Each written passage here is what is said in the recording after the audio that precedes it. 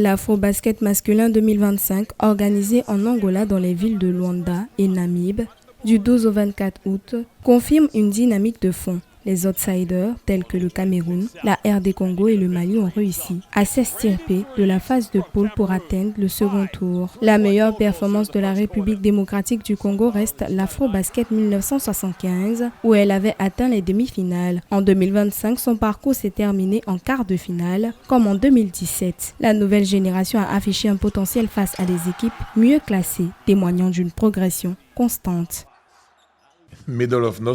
C'est une nouvelle équipe. Même si certains pensent que nous avons 3 ou 4 des principaux joueurs de la qualification, nous avons beaucoup changé.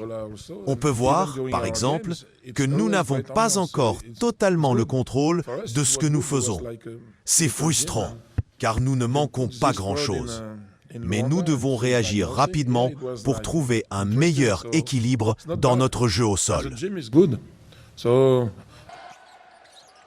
Les Aigles du Mali reviennent dans le dernier carré après 1999. L'entraîneur Aladji Diko a su composer une équipe conquérante avec des joueurs comme Aliou Diarra, Siriman Kanouté, grand artisan de la qualification en demi-finale face à la redoutable équipe de la Côte d'Ivoire 102-96. Le Cameroun, pour sa part, retrouve les quarts de finale après 2009. La nouvelle génération, composée notamment de Yves Missi, jour de NBA, Jérémia Hill et Fabien Ateba, a affiché ses ambitions à l'Afro-Basket 2025 en battant d'entrée la Tunisie, double championne, en titre 86-65. Le passage au dernier carré sonne comme la mission du rajeunissement de l'équipe. Faire mieux que la médaille d'argent de 2007 est l'objectif de l'équipe nationale camerounaise.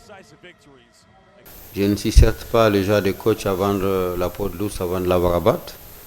Je reste confiant. Je pense avoir les moyens, en tout cas, de réorganiser ma troupe. Pour moi, chaque match est une finale. Il faut gagner et avancer. Donc moi, je souhaite rester autant que possible.